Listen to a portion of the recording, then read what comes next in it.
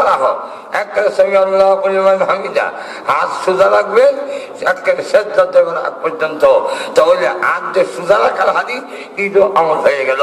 তাহলে হানাফি মাযহাবের ব্যাখ্যা মানলে 4টা হাদিসের আমল হয়। আমরা মাযহাব মানি হাদিস মানার জন্য, 4 হাদিস মানলাম আমরা, আর হাদিস না এক হাদিস মানি না, বেরোবিজি 11 মানি না আহলে হাদিস। এ যদি আহলে হাদিস হয়, আমি 4টা মানি না, আহলে হাদিসের বাপ হয়ে গেছি।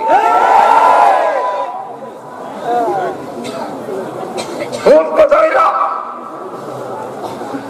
আমাদের মধ্যে দ্বন্দ্ব বিদ্বন্দ্ব, ওয়াহাবি ওয়াহাবি একটা শব্দ আছে, ওয়াহাবি। আমি বললাম আল্লাহ মানি, রসুল মানি, যে আল্লাহর পরে তামাম দুনিয়ার সৃষ্টির ঊর্ধ্বে রসুলের সম্মান। আমি হানাফি মাযহাবের ব্যাখ্যা অনুযায়ী আমল করি। চিশতিয়া, কাদরিয়া, নকশবন্দিয়া, মুজাদ্দিদিয়া এটা সব মানি তরিকা। তুই শুনবি আমি ওয়াহাবি কেমন হইলাম? দুরূদ পড়েন না আপনারা, আমি আস্তাগফিরুল্লাহ। আমাদের বাংলাদেশের কওমি উলামায়ে কেরামের মতো আর তাবলীগ জামাতের লোকের মতো দুরূদ পড়েন না, আল্লাহর জমিন আর কোন দল নাই। কেন? মাঝখান নাই বইয়ে দেখেন দৌড়ের ক্লাসও প্রত্যেক দিনই হাদিস পড়াইতেছে, আর যতটা হাদিস পড়ায় তখনই কাল রাসূলুল্লাহ সাল্লাল্লাহু আলাইহি ওয়াসাল্লাম, খালি দুরূদ আর দুরূদ, দুরূদ আর দুরূদ, তাবলীগে গেল দুরূদ। তাহলে আমরা যা দুরূদ পড়ি, আর হ্যাঁ লোক দেখাই না কিছু বলে আর বাকি বলে না। লোক দেখাই না করলে ওই যে টান দিয়া তালে তালে কথা বললো, রাম বাবাজির কোনো ঠিক রইল না, আর হাইরে লাগাই দিল, না হাইরে হাইরে না বিয়ানা শাহিয়ানা মাওলানা। আমি যেখানে বলে এই হাইরে করছে কেন ঢুকাইছো কয়টা, কিন্তু আপনারা বুঝতেন না, আপনারা তো মহব্বত নাই। এগুলো হইলো আশেক মাসকের কারবার, এগুলো হইলো আশেক মাসকের কারবার। আমি বললাম আশেক মাসকের কারবার যদি হয়, তাহলে আশেক মাসক করতে গেলে কি কোনো নিয়ম কানুন লাগবে না? কোনো নিয়ম কানুন লাগে না। আশেক মাসক হয়ে গেলে আর কোনো নিয়ম কানুন লাগে না। তাহলে মসজিদের ইমাম সব যদি কয় আমি আল্লাহর আশেক, আমার লেগে কোনো নিয়ম নাই, যদি শুরু করা যায় আলহামদুলিল্লাহি রাব্বিল আলামিন আর রহমানির, তখন মুসলিম করবো ওই হাইরে আর রহমান প্রত্যেকে ঢুকাই দিতেন। তখন কবি তো বুঝতে হবে এটা আশেক মাসকের কারবার। মুসলিমরা করবো এটা আশেক মাসকের কারবার না ফাইজলামি শুরু করতে হবে এরকম যে ঘৃণা। কোরআন শরীফ যদি হাইরে হাইরে আর রহমান করে ফাইজলামি হয়, হাইরে আমি আলাদা কয়, এবার দুরূদ পড়ে না, দুরূদ দিয়ে ফাইজলামি করে। তাই এখন লক্ষ্য করে আসেন এই সবগুলো আমার গেল, আমরা তো অবশ্যই পড়ি, হাদিস পড়াই, তারপরে নামাজও পড়ি, তো পড়ি না কথাটা তো মিথ্যা। তখন কয় না খালিয়া পড়েন না, খালিয়া। আমি বললাম দেখ কথাটা ঠিক না, খালিয়া পড়ি না। কেন পেছনে আমাদের কওমি উলামায়ে কেরাম দুরূদ খালিয়া পড়ে, বইয়া করে, হাঁটতে হাঁটতে করে, ঘুমাইও করে। আসক্তার নামাজে বইয়া করে আর জানাজার মধ্যে খালিয়া করি। রসুলের রোজার মধ্যে হাঁটতে হাঁটতে করি, খালি দাঁড়ি না।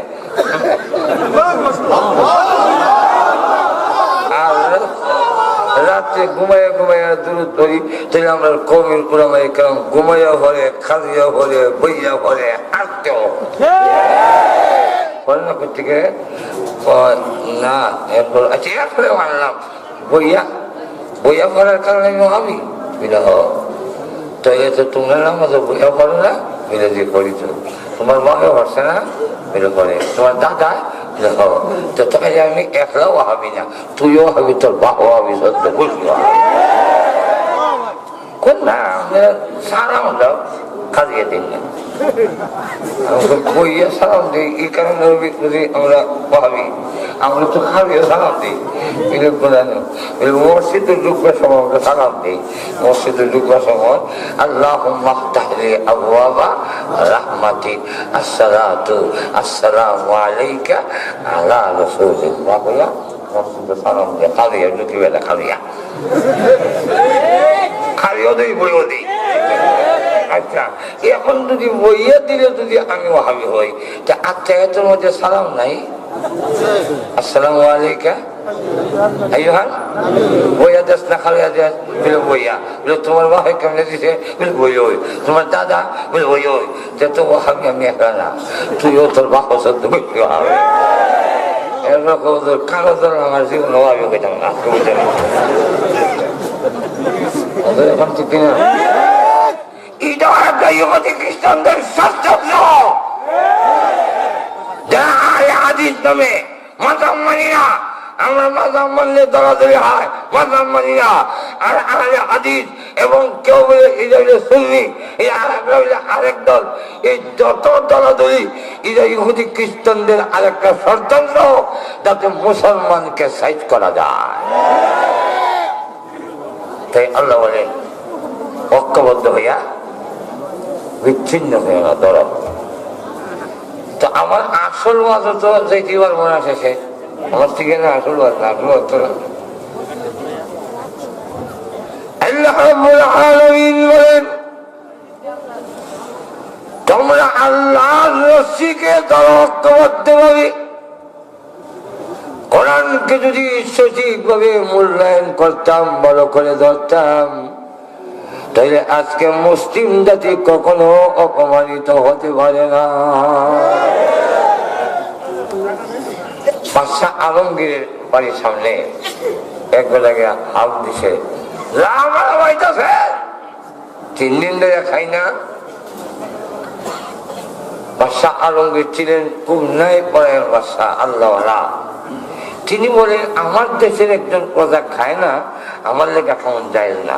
তখন গেলেন তার সামনে খাওয়ান লেখকে দিয়ে গেছে, গিয়া দেখে বড় ডিশ, মুরগির রোস ঘি দিয়ে ভাজা, আরেকদিকে গরুর গোস্ত, আরেকদিকে খাসির গোস্ত, এরপরে আবার বিভিন্ন মিষ্টি, কুমিল্লার রসমালাই, ব্রাহ্মণবাড়িয়ার ছানামুখী, নেত্রকোনার বালিশ, মুক্তা গাছার মন্ডা, টাঙ্গাইলের সমসম, এটা সব সাজাই।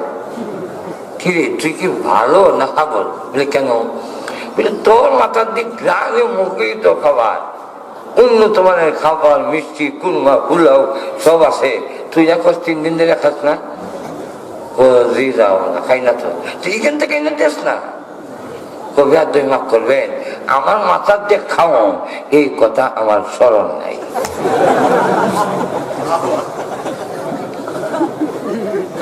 বাদশাহ আলমগীর বলেন ওই লোকরা নিজের মাথায় উন্নত মানের খাবার রেখে মানুষের দাঁড়ে দাঁড়ে খাবারের আশায় লাঞ্ছিত অপমানিত হয়ে যেভাবে ঘুরছে, মুসলিম জাতি তার তাকের মধ্যে মহাগ্রন্থ কোরআন রেখে শান্তির আশায় ইহুদি খ্রিস্টানদের ধারে ধারে লাঞ্ছিত আর অপমানিত হয়ে ঘুরছে।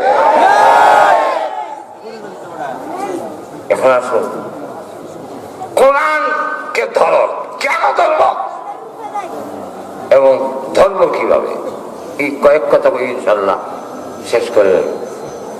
এই কয়েক কথা না, অন্তত 3 দিন থাকতে রাজি আছে।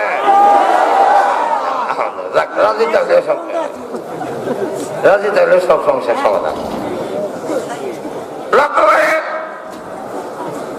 ধর্ম কেন আমাদেরকে মুসলিম জাতিকে জেহের মধ্যে ঢুকাই দিছে? কোরআন শরীফের শিক্ষাটা মরার পর থেকে এই জগতে না, এটা পরের জগতে।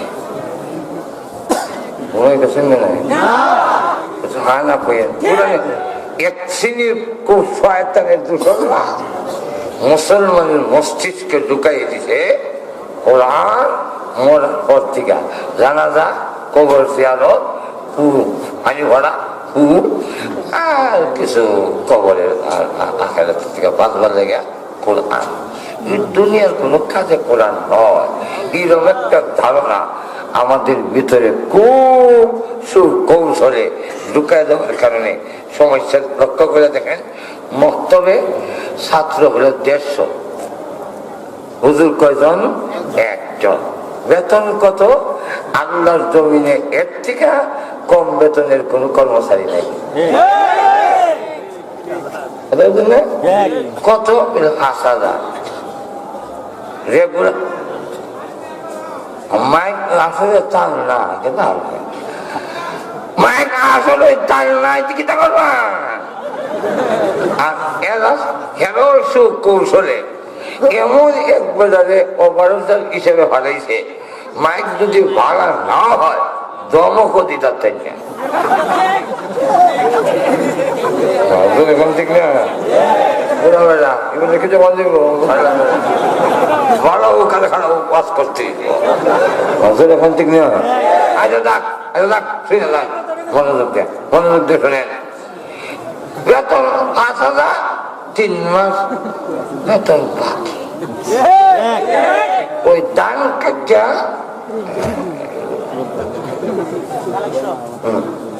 3 মাস বাকি, 5,000 বেতন। রাজমিস্ত্রির বেতন কত? কমের পক্ষে 15,000।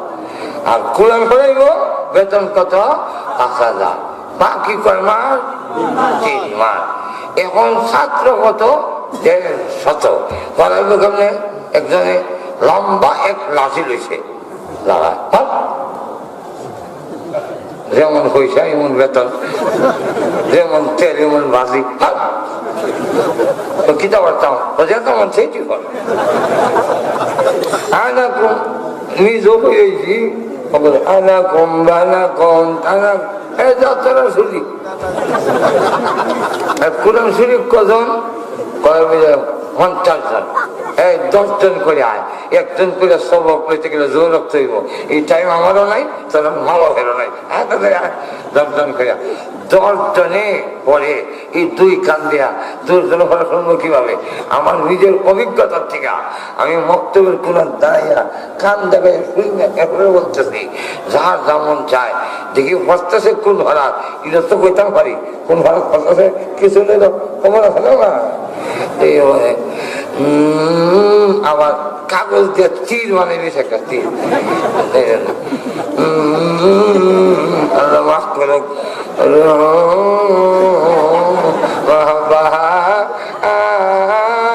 মায়া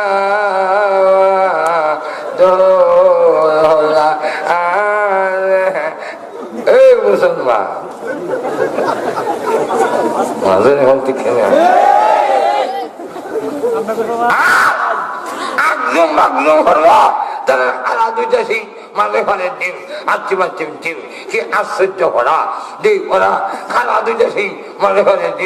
গরুর সিং আছে, একটাও ডিম পারে না। আর যদি ডিম পারে, একটাও সিং নাই, ওরা এখন খারাপ 2টা সিং মানে ঘরে ডিম। যেরকম ঠিক কিনা? এই পড়াটার লেগিয়া 1,500 টাকাতে ভর্তি করে মাসের প্রথম সপ্তাহে 300 টাকা বেতন। এটা মাসের প্রথম সপ্তাহে ক্লিয়ার করতে হয়, এটা ক্লিয়ার আছে। কিন্তু কোরআন অবহেলিত এই মুসলিম জাতি ফি দেখাইতো না, এই ওয়াংশ সুজি ফি দেখাইতো না, কিন্তু রসগোল্লা লাগাইব।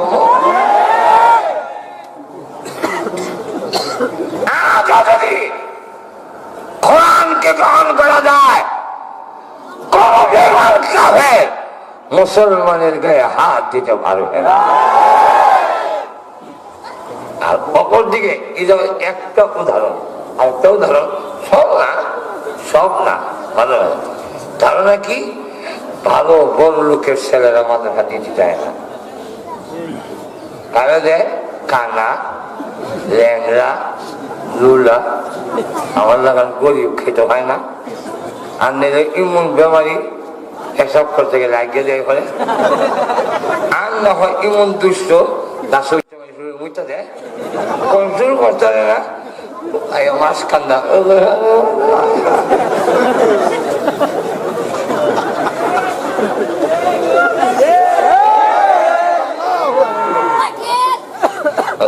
ঠিক না? আল্লাহ আল্লাহ, এই হলো আমাদের হালাত। তাদের এখান থেকে কেন কোরআন ধর্ম সুস্পষ্ট কথা, কোরআন ছাড়া আর কোন কিতাব মরার পরে জানাজার জগতে চলবে না, ঠিক আছে, কিন্তু এর জন্যই শুধু কোরআন আসে নাই, কোরআন এসেছে রডের বদলা ভার্জন ইঞ্জিনিয়ারের না লুকায়। এমনি কয় আমার সোনার বাংলা আমি তোমায় ভালোবাসি, সুযোগ যদি আই রোডের পরিবর্তে বার লুকায়। ওমা ওমা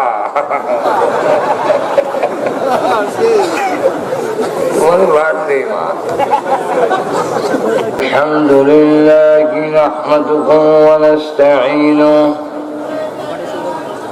ونستغفره ونؤمن به ونتوكل عليه ونعوذ بالله من شرور أنفسنا ومن سيئات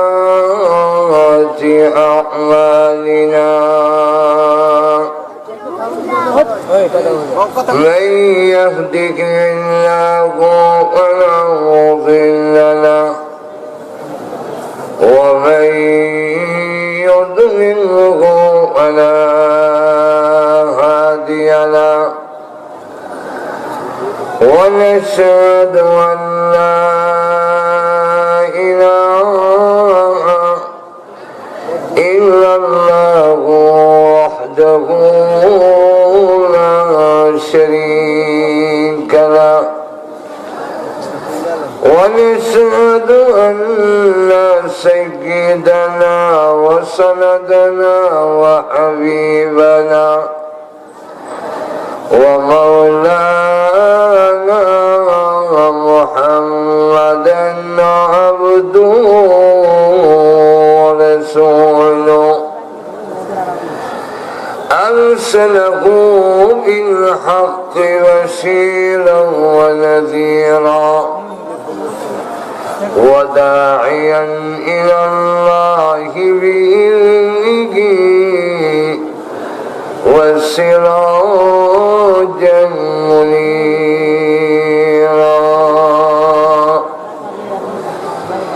أما بعد فقد قال الله تعالى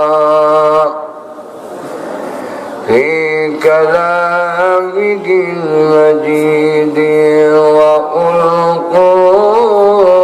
وقرآنه الحميد.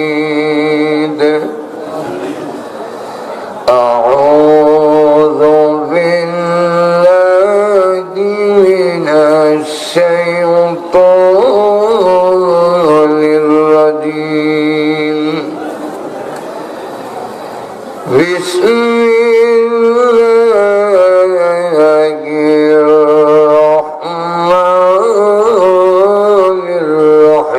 الرحيم.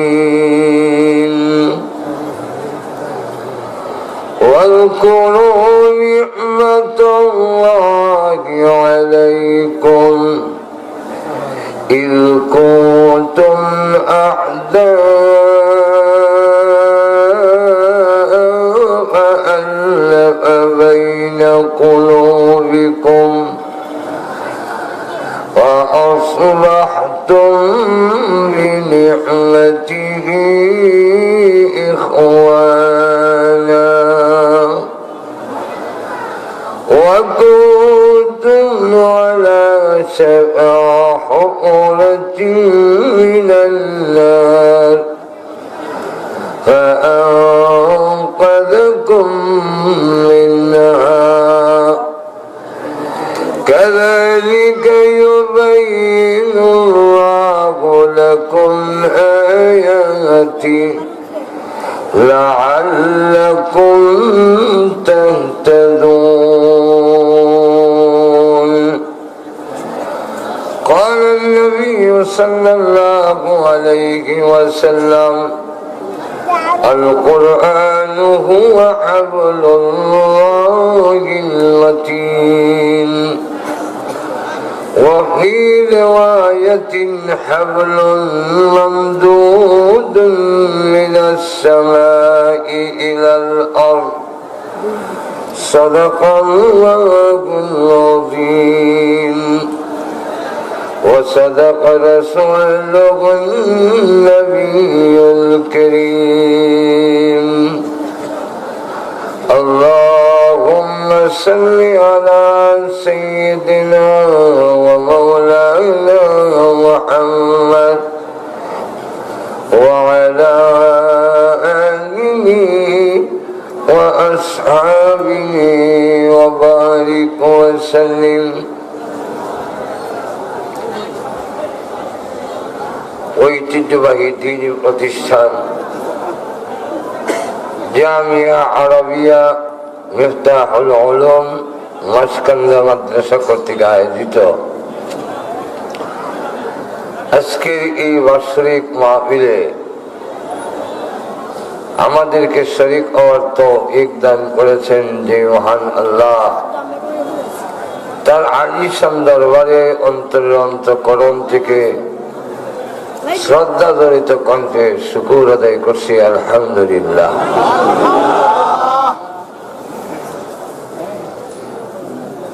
ভাবছিলাম হয়তো আজকে হাজির হওয়া সম্ভব না, এই যে ব্রাহ্মণবাড়ির থেকে আড়াইটার সময় বের হয়েছি,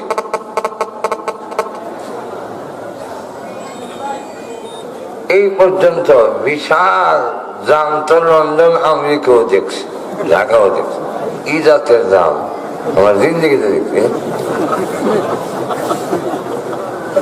মমি সিং জাম লাগতে পারে যায়, এটা ওয়াশ করেও কেউ বোঝানি সম্ভব না, অন্যরা বোঝানি সম্ভব। যদি কাউরে বলেন যে মমি সিং আমি সম্ভবন্ধের এখানে জামে বিরাট জাম, কি এই সামান্য কি জাম, এটা বোঝানো যায় না। কিন্তু 3 ঘন্টা ধরে যাবো আটক, মোটর সাইকেল আমাকে গিয়ে আনবে এই সুযোগ নাই। যাক, আল্লাহ পাক যে হাজির হওয়ার তৌফিক দিয়েছেন, এই জন্য শুকর আদায় করছি আলহামদুলিল্লাহ। কথা ছিল এসার মুত্তাসিল বয়ান দেওয়া, এই তো 10টা। যাক, আমি আপনাদের সামনে কোরআন শরীফের সূরা আলে ইমরানের 103 নম্বর আয়াতের শেষের অংশ তেলাওয়াত করছি। পুরানা আয়াতের আলোচনা করা সম্ভব না, সময়ের অভাবে পারা যাবে না। প্রথম অংশে শুধু জোড়া লাগানোর জন্য শুধু অর্থটা বলতে চাই। প্রথম অংশে আল্লাহ বলছেন ওয়াতাসিমু বিহাবলিল্লাহি জামিআন, তোমরা আঁকড়ে ধরো। একটা হলো ধরা আর একটা হলো আঁকড়ে ধরা। আমাদের দেশের আরো সহজ বাংলা হয় ফেসায়া ধরো, ফেসায়া। আঁকড়ে ধরো মানে ফেসায়া ধরবে না। যদি আল্লাহ বলতেন খুযু বিহাবলিল্লাহ, এর অর্থ হয়তো তোমরা আল্লাহর রশিকে ধরো। আল্লাহ বলছেন ইতাসিমু বিহাবলিল্লাহ, তোমরা আল্লাহর রশিকে আঁকড়ে ধরো। রশিকে ধরার জন্য বললেন হাবলিল্লাহ। আসমান থেকে কি মাছ কান্দা কোন রশি আইব ধরতাম? তাহলে হাবলিল্লাহ যে কি বুঝাই যায়? 30 পারা কোরআনের কোথাও এই আয়াতের আর ব্যাখ্যার কোন আয়াত নাই। তাই তাফসীরের যে 2 নম্বর উসুল, তাফসীরুল কোরআন বিল আহাদিসিন নববিয়্যা, রাসূলের হাদিসের মাধ্যমে কোরআনের ব্যাখ্যা দেওয়া। যেহেতু কোরআনের কোথাও হাবলিল্লাহর কোনো ব্যাখ্যা নাই, তাই বাধ্য হয়ে রাসূলের কাছে গেলাম। রাসূল বললেন আল কুরআন হুয়া হাবলুল্লাহিল মাতিন। কোরআন শরীফ হলো আল্লাহর দেওয়া মজবুত এক রশি। তাহলে রসুলের ভাষ্য অনুযায়ী বুঝতে পারলাম এখানে রশি বলতে আল্লাহর কোরআন, রশি বলতে। এখন আমি আপনাদের কাছে জানতে চাই, কোরআন শব্দটা কি বাংলা না আরবি? কোরআনের একাধিক আয়াতে কোরআন আছে। ইন্নাহু লাকুরআনুন কারীম,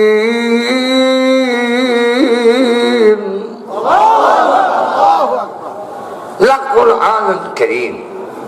কোরআন শব্দ তো কোরআন শরীফ আছে। বাল হুয়া কুরআনুম মাজিদ,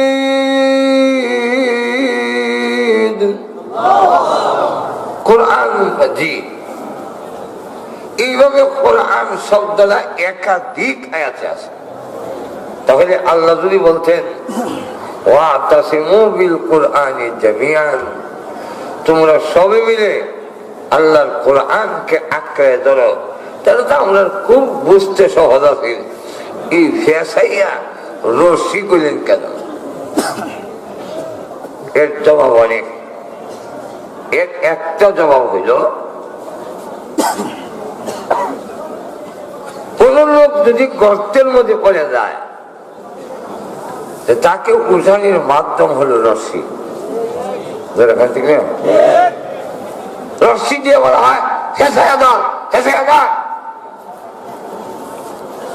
আর উপর থেকে আমরা টানবো।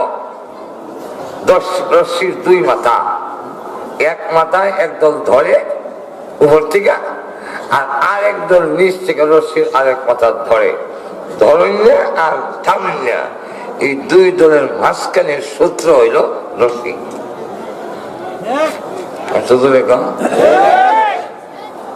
আমরা জান্নাত হইল 7 আসমানের উপরে, এই তুলনায় আমরা সব গাথার মধ্যে আছি। এই গর্ত থেকে যদি জান্নাতে দিতে হয়, একমাত্র মাধ্যম হলো কোরআন। এই কথাটা বুঝাবার জন্য কোরআন না হইয়া হাবলিল্লাহ কইছেন। তো কোরআন একদিকে আল্লাহর সাথে লাগানো, আরেকদিকে ছেড়ে দিয়েছেন মাঝখান্না মাত্রাটায় দলগিয়া। আল্লাহর সাথে কিভাবে লাগা?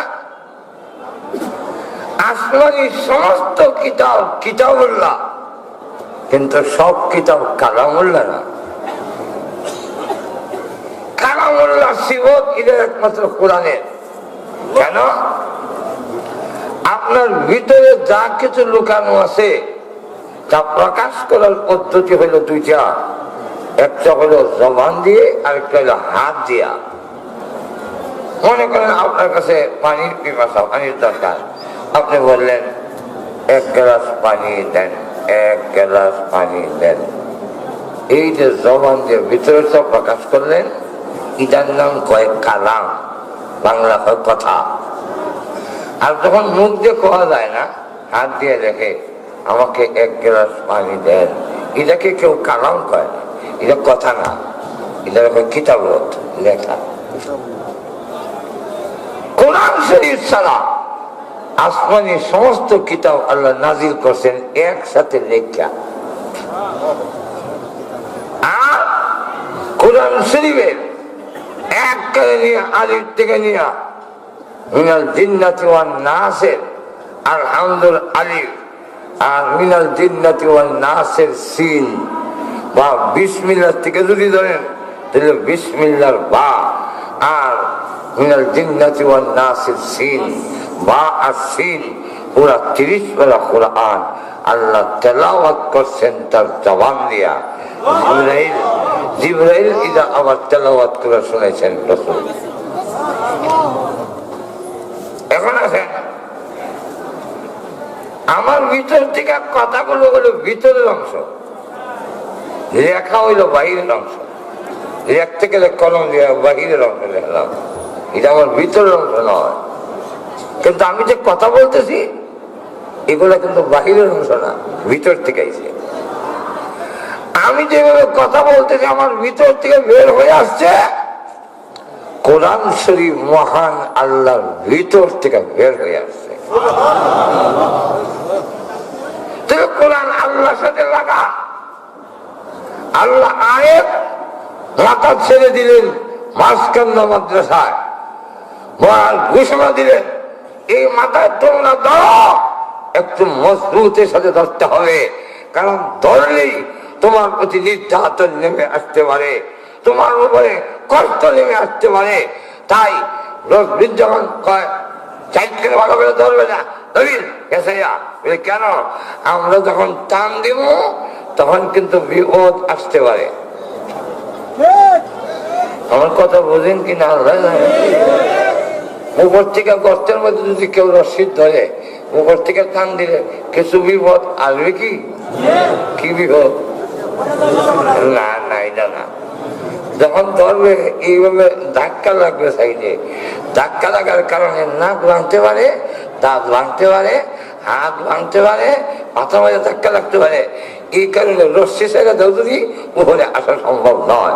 কোরআন শরীফ ধরতে হলে নির্যাতন আসবে, বিপদ আসবে।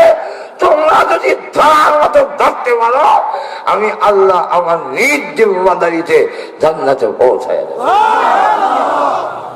এই কথাটা বোঝাবার জন্য আল্লাহ কোরআন না কইয়া হাউলিল্লাহ বলছেন। আরো যদি ব্যাখ্যা দিতে যাই লম্বা হবে, এই জন্য আর দেব না। তো আল্লাহ বলেন জামিয়ান, একসাথে ধরো। কারণ সকলে ঐক্যবদ্ধ হয়ে যদি একটা কাজ করা যায় যা হাসিল হয়, আলাদাভাবে অনৈক্যভাবে তা করলে এই জিনিস হাসিল হয় না। আপনাকে যদি কেউ হামলা করতে আসে আর আপনি যদি হাতের 5টা আঙ্গুল দিয়া এইভাবে যদি ধাক্কা দেন আলাদা আলাদা, এটা দেখবেন, এটা দেখবেন, এই আঙ্গুল দেখবেন, তাই যদি কি হইব, বেশির চেয়ে বেশি খোসা লাগবে। যখন ঠিক না, বেশির চেয়ে বেশি খোসা লাগতে পারে। কিন্তু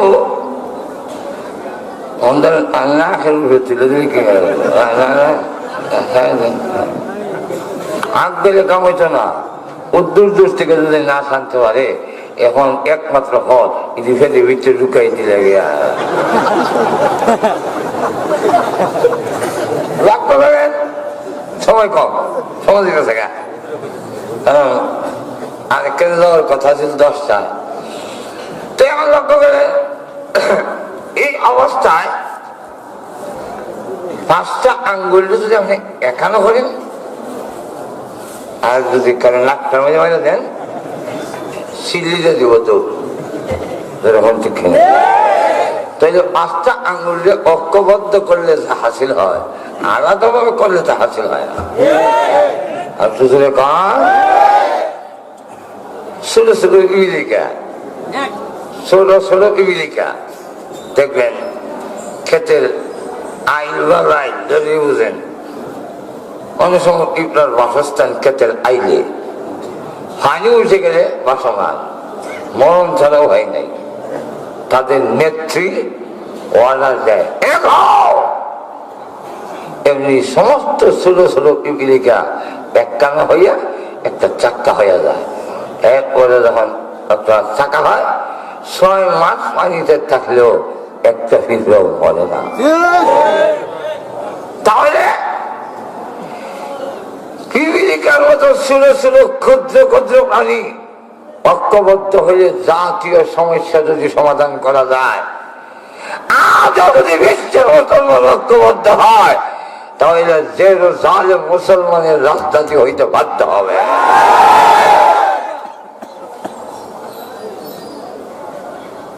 লক্ষ্য করে দেখেন, এরা তো জায়গা হই নাই, যা যাবো ইহুদিরা, আমরা শুদ্ধ বাংলা কয় যা যাবো, আমরা দেশের ভাষা কয় বাদ্যা। ওই যে হুকুলে জাতের একজন কি কম এই দলটা হল ইহুদির দল, ইসরায়েল। আল্লাহ নিজে বলছে বেদমিজির কারণে নবীর সাথে বেয়াদবি করতে করতে শেষ পর্যন্ত আল্লাহ না লজ্জা দিচ্ছে তোরা পৃথিবীতে, এই পৃথিবীতে তোরা জায়গা নাই।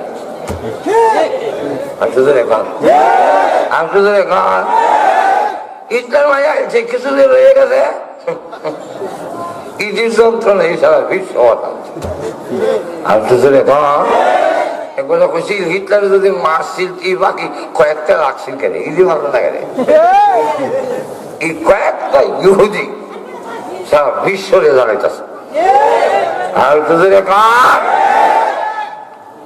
তোর লক্ষ্য করে সাংঘাতিক তুমি এই ইতিহাস অনেক সময় নেই, তাই নাই, এটা সাংঘাতিক। কি কম নবীকে যা জ্বালানি জ্বালিয়েছে মুসা আলাইহিস সালামকে, শেষ পর্যন্ত তখন আমরা জ্বালানি শুরু করছে। আর তো আমাদের কোনো সমস্যা ছিল না যদি আমরা ঐক্যবদ্ধ হই। বিশ্বের 57 মুসলিম রাষ্ট্র যদি ঠিকভাবে কোরআনের ভিত্তিতে ঐক্যবদ্ধ হয়, আমাদের বাংলাদেশের সব আজকে ঐক্যবদ্ধ। আমাদের বাংলাদেশের প্রধানমন্ত্রী তিনিও এটাকে ঘৃণার সাথে প্রত্যাখ্যান করেছেন, বিরোধী দলের নেতা নেত্রীরাও প্রত্যাখ্যান করেছেন। এই ট্রাম নামে রুল অ্যান্ড ট্রাম, এটা আধা পাগল, পুরা পাগলই তো দিতে পারা, এটা আধা পাগল।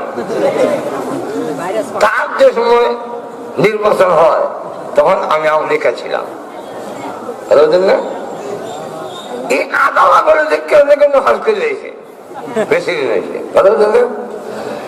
এই আধা পাগলে থাকতো না যদি বিশ্বের মুসলিমগুলো ঐক্যবদ্ধ হয়। আমাদের দেশের নেতা নেত্রী ঐক্যবদ্ধ যে জালেম, এটা ইসরায়েলের রাজধানী হতে পারে না, এটা মুসলমানের রাজধানী হবে, এটা রাজধানী হয়ে আসে। তো এই জন্য আমরা যেহেতু আমাদের দেশের সরকারও এটাকে তাদের এই ঘোষণাকে প্রত্যাখ্যান করেছে, গ্রহণ করে নাই, বিশ্বের 57টা মুসলিম রাষ্ট্র গ্রহণ করে নাই, আমরাও জানাইতে চাই এদেশের সকল মুসলমান ঐক্যবদ্ধ। জোরালো ভাবে আপনারা প্রতিবাদ করেন।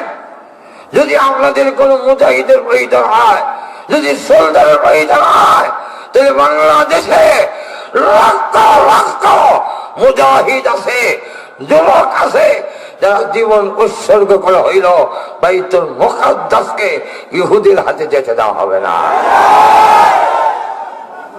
তাই লক্ষ্য করে দেখেন আজকে আমাদেরকে যে বিভক্তি করা হয়, এই যে ইহুদি খ্রিস্টানদের ষড়যন্ত্র, একটা হইলে সুন্নি, সুন্নতের লেখ নাই, একটা সুন্নত পালন করে যদি সুন্নি হয়, আমার মাথার থেকে পা পর্যন্ত এতগুলো সুন্নত পালন করিয়া আমি তো সুন্নির বাপ হইতাম।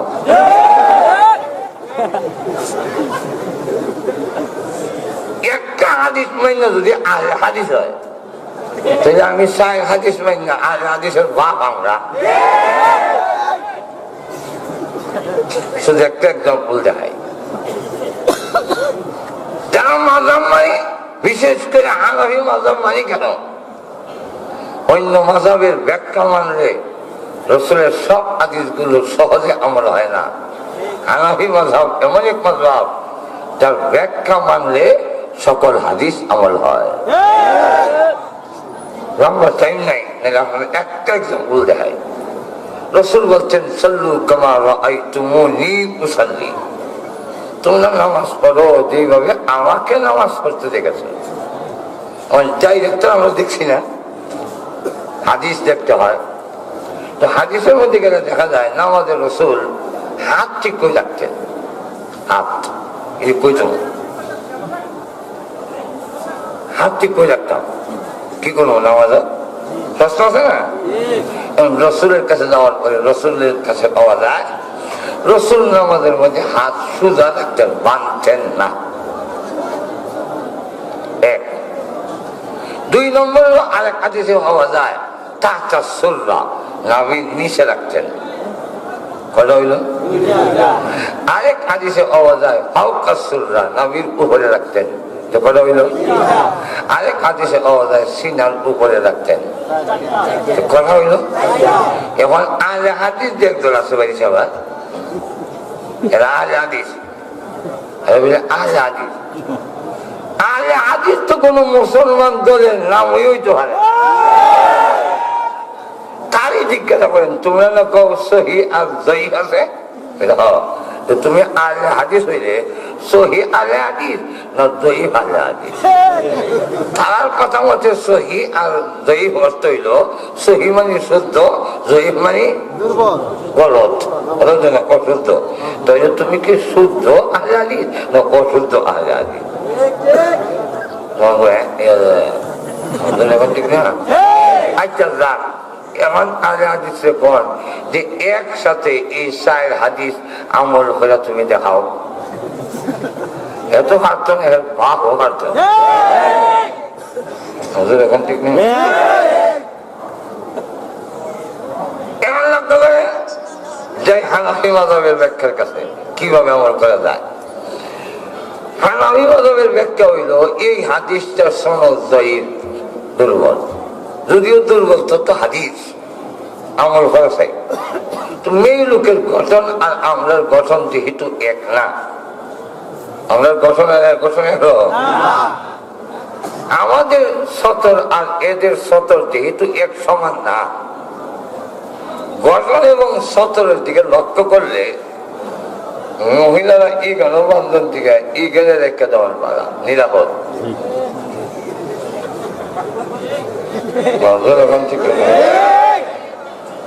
মহিলারা এখানে রাখো, তো মহিলারা এখানে রাখলে আমি সব আমল থেকে আল্লাহ রসুল আরেক হাদিসে বলছেন, আপনি যদি আপনার স্ত্রীকে ভালোবাসেন, স্ত্রী যত আমল করে সমান সব আপনার আমল নামায় লেখা হয়। আমার বউ যদি কেন বান্ধে এটা আমার আমল নামাতে লেখা হইতেছে।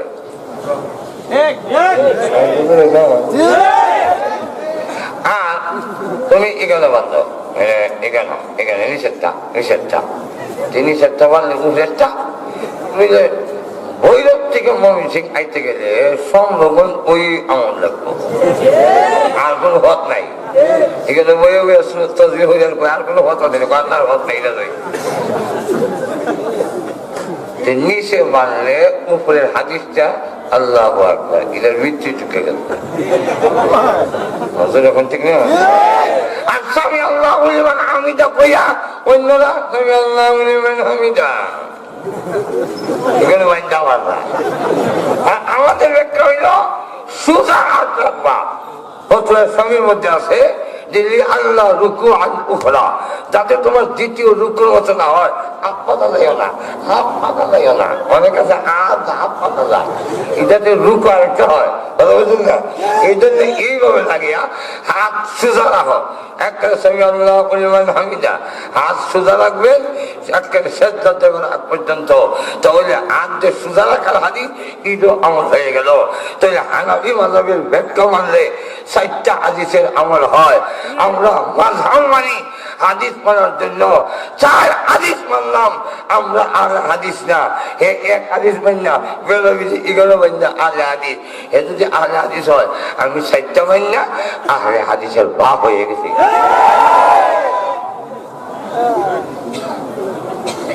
কথা হইল আমাদের মধ্যে দ্বন্দ্ব বিদ্বন্দ্ব। ওয়াহাবি, ওয়াহাবি একটা শব্দ আছে, ওয়াহাবি। আমি বললাম আল্লাহ মানি, রসুল মানি, যে আল্লাহর পরে তাম দুনিয়ার সৃষ্টির ঊর্ধ্বে রসুলের সম্মান। আমি হানাফি মাযহাবের ব্যাখ্যা অনুযায়ী আমল করি। চিশতিয়া, কাদরিয়া, নকশবন্দিয়া, মুজাদ্দিদিয়া এটা সব মানি তরিকা।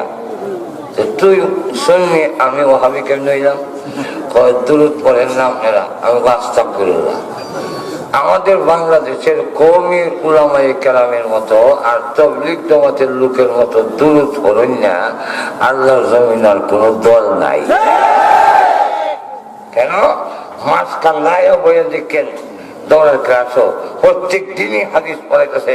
আর যতটা হাদিস পড়ায় তখনই কাল রাসূলুল্লাহ সাল্লাল্লাহু আলাইহি ওয়াসাল্লাম খালি দুরুদ আর দুরুদ, দুরুদ আর দুরুদ, তবলিগে গেল দুরুদ।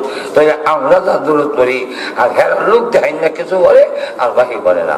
লোক দেখাই না করলে ওই যে টান দিয়া তালে তালে কথা বললো, রাম বাবাজির কোনো ঠিক রইল না, আর হাইরে লাগাই দিল হাইরে হাইরে না বিয়ানা শাহিয়ানা মাওলানা।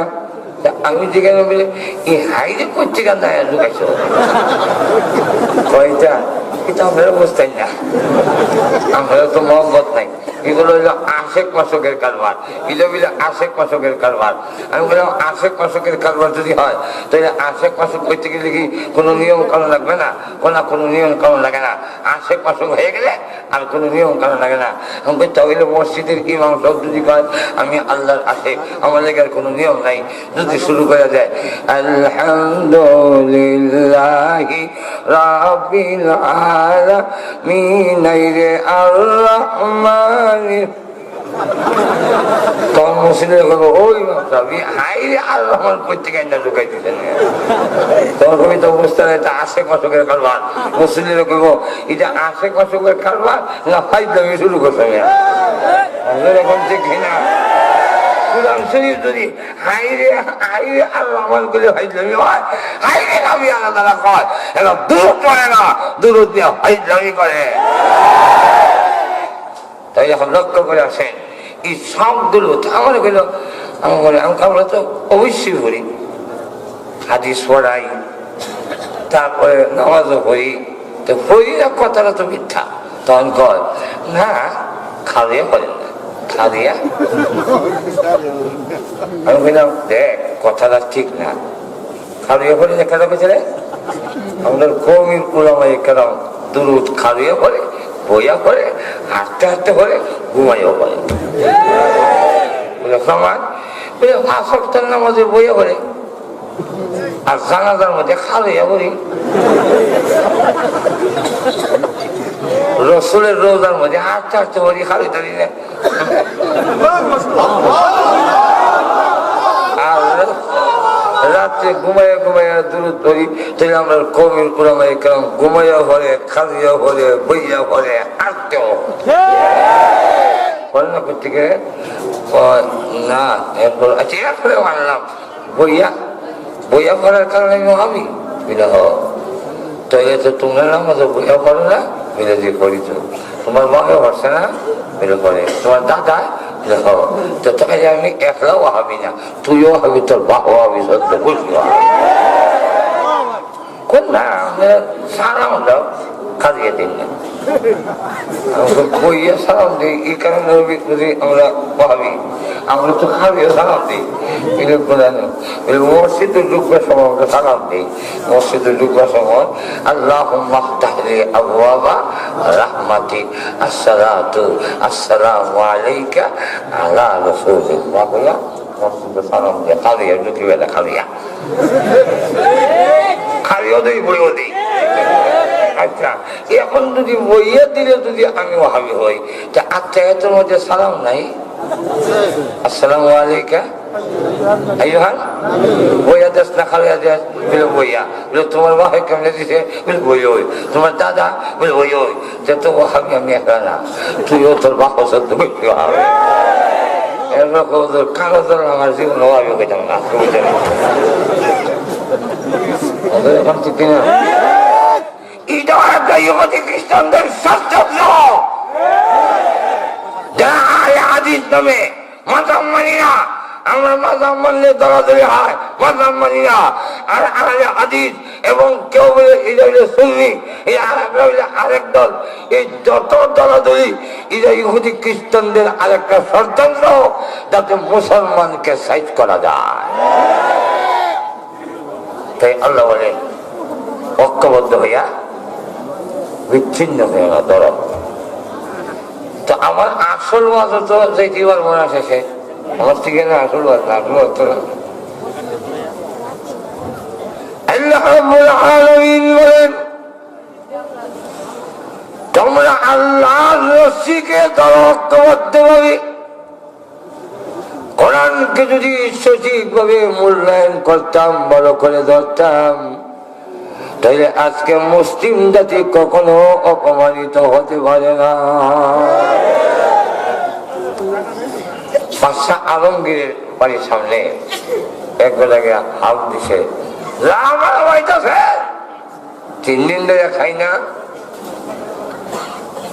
বাদশাহ আলমগীর ছিলেন খুব ন্যায় পরায়ণ বাদশাহ, আল্লাহওয়ালা।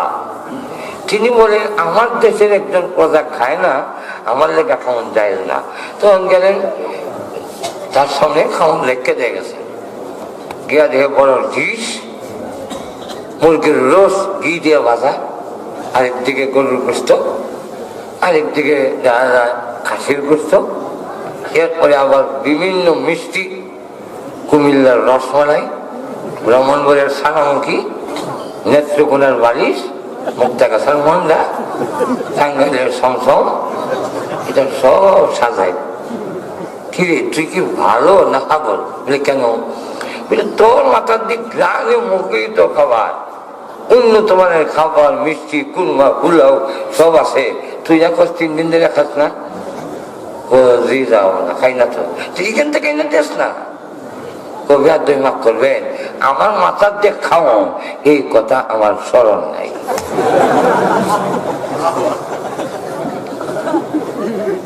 বাদশাহ আলমগীর বলেন, ওই লোকটা নিজের মাথায় উন্নত মানের খাবার রেখে মানুষের দাঁড়ে দাঁড়ে খাবারের আশায় লাঞ্ছিত অপমানিত হয়ে যেভাবে ঘুরছে, মুসলিম জাতি তার তাকের মধ্যে মহাগ্রন্থ কোরআন রেখে শান্তির আশায় ইহুদি খ্রিস্টানদের ধারে ধারে লাঞ্ছিত আর অপমানিত হয়ে ঘুরছে।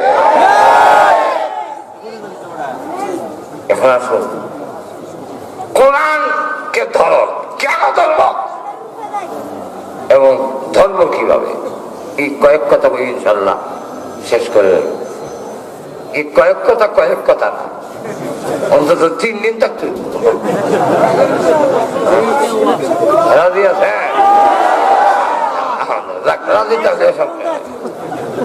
রাজি থাকলে সব সমস্যার সমাধান। ধর্ম কেন আমাদেরকে মুসলিম জাতিকে জেহের মধ্যে ঢুকাই দিছে? কোরআন শরীফের শিক্ষাটা মরার পর থেকে এই জগতে না, এটা পরের জগতে হয় না। এক শ্রেণীর খুব শয়তানের দূষণ না, মুসলমানের মস্তিষ্কে ঢুকাই দিছে কোরআন মরার পর থেকে। জানাজা, কবর জিয়ারত, পানি ভরা, আর কিছু কবরের আখেরাত থেকে বাঁচবার লেগে কোরআন। দুনিয়ার কোনো কাজে কোরআন নয়, এরকম একটা ধারণা আমাদের ভিতরে খুব সুকৌশলে ঢুকায় দেওয়ার কারণে সমস্যা। লক্ষ্য করে দেখেন, মক্তবে ছাত্র হলো 150, হুজুর কয়জন? 1 জন। বেতন কত? আল্লাহর জমিনে এর থেকে কম বেতনের কোন কর্মচারী নাই। কত? 5,000 রেগুলার। মাইক আসলে তার না, মাইক আসলে তার নাই, চিকিৎসা করবা। আর এরা সুকৌশলে এমন এক বাজারে অপারেটর হিসেবে হারাইছে, মাইক যদি ভাড়া না হয় দমকও দিতে চাইছে। ঠিক না? কিছু বন্ধ ভালো ওখানে খারাপ ওয়াজ করতে এখন ঠিক না? আচ্ছা দেখ, শুনে দেখ, মনোযোগ দেন, মনোযোগ দিয়ে শোনেন। বেতন 5,000, 3 মাস বেতন বাকি। ওই দান কেটে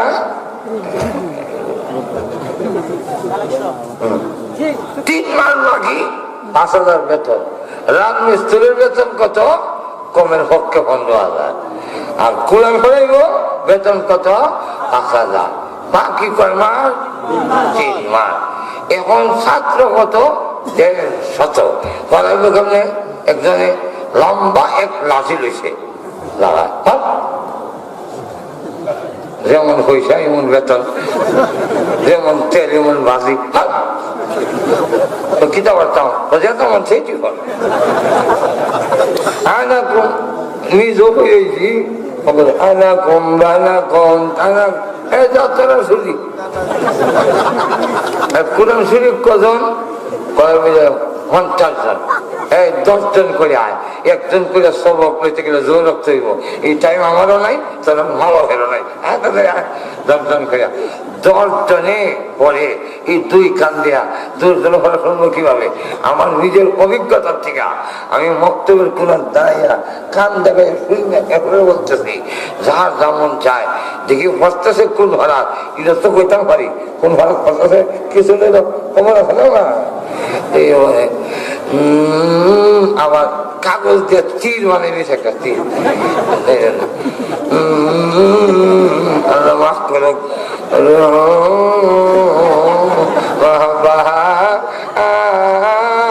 মায়া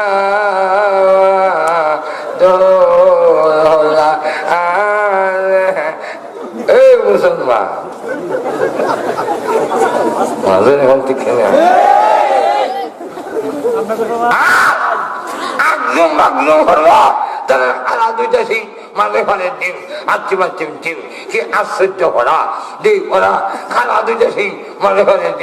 গরুর সিং আছে, একটাও ডিম পারে না। আর যদি ডিম পারে, একটাও সিং নাই, ওরা এখন খানা 2টা সিং মানে ঘরে ডিম ধরে কানতে কেনা। এই পড়াটার লেগিয়া 1,000 টাকা ভর্তি করে মাসের প্রথম সপ্তাহে 300 টাকা বেতন। এটা মাসের প্রথম সপ্তাহে কিনার করতে হয়, এটা কিনার আছে। কিন্তু কোরআন অবহেলিত এই মুসলিম জাতি তুই দেখাইতো না এই ওয়াংশ সুজি, তুই দেখাইতো না কিন্তু রসগোল্লা লাগাইব।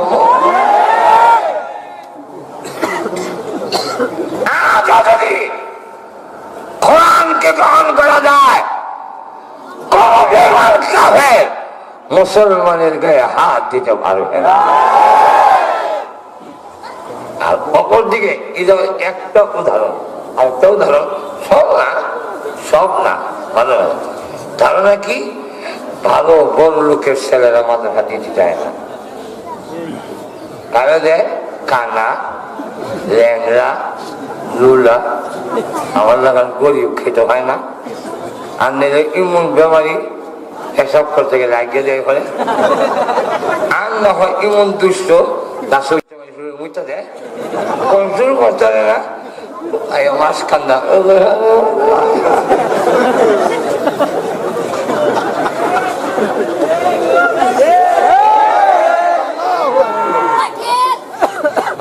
দেখি না। আল্লাহ আল্লাহ, এই হলো আমাদের হালাত। কেন কোরআন ধরলো?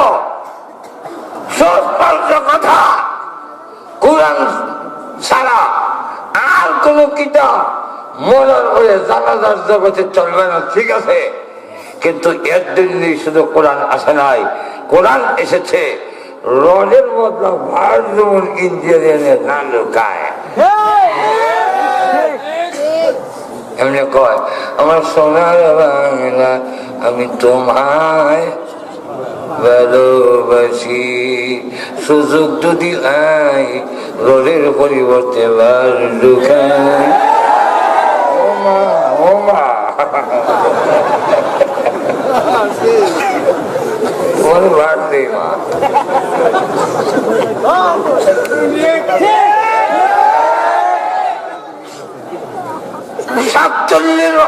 47 বছর এই ডিসেম্বরে স্বাধীনতা।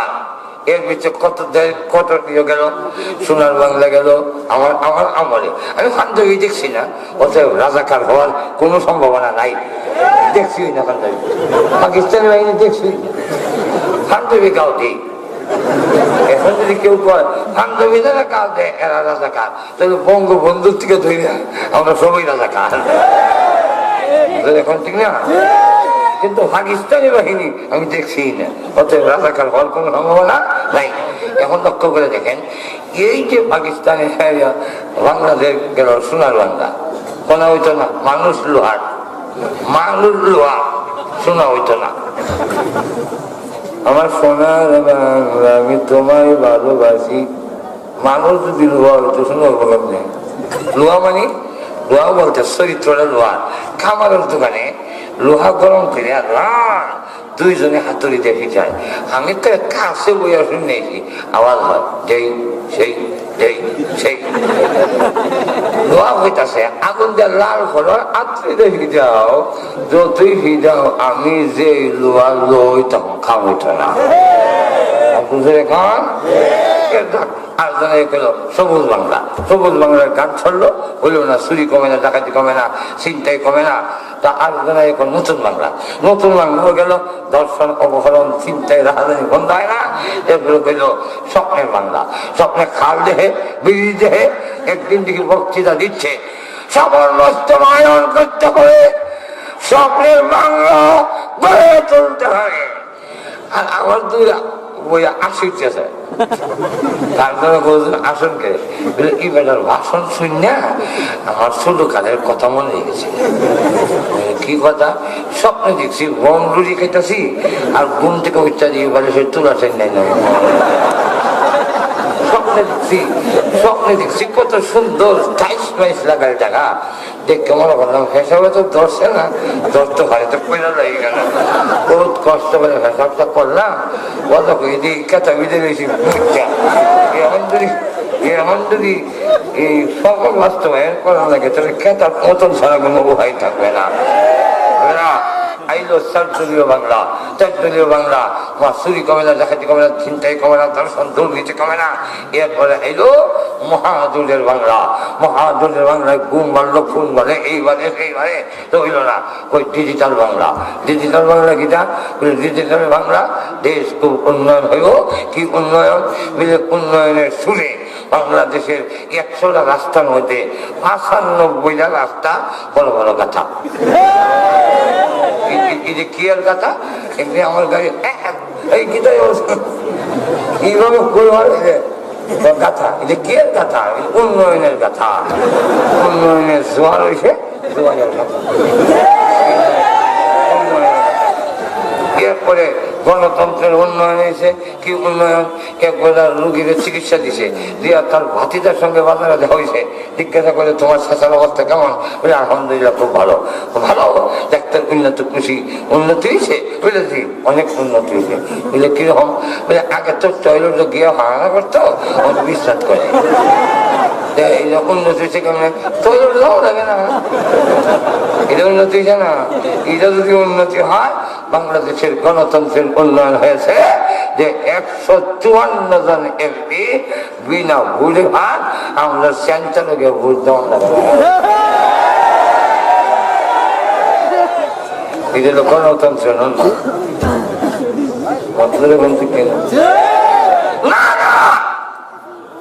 আল্লাহর কসম, এটা আমার ওয়াজ না।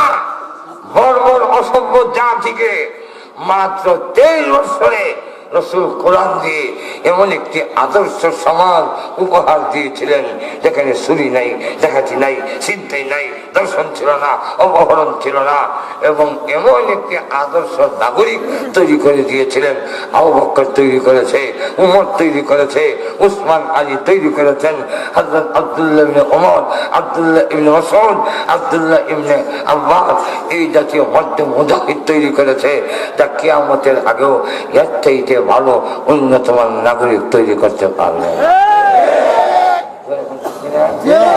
সময় নাই, আমার ভবিষ্যতে যদি আসি তাহলে বলবো ইনশাল্লাহ।